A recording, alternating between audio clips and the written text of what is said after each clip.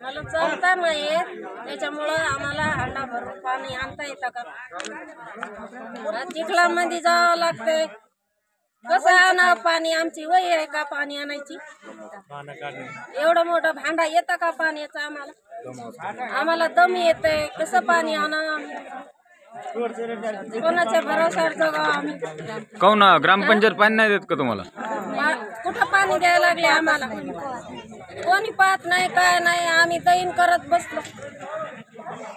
12 महिने झाले पाणी नाही. 12 महिने झाले पाणी नाही, काय नाही.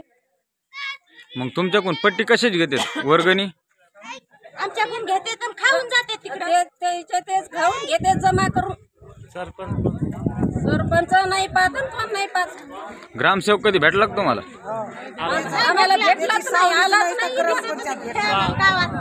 नाही त्या गावामध्ये. या गावात ग्रामसेवक नाही.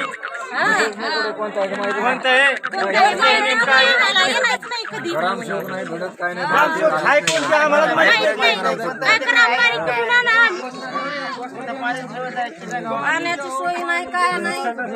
कसं जगायचं? कसं म्हातारे माणसं कसे राहायचे, कसे खायचे म्हाताऱ्या नाहीतर भांडे आणतात ते म्हाताऱ्या बायाला पाणी आणतात का?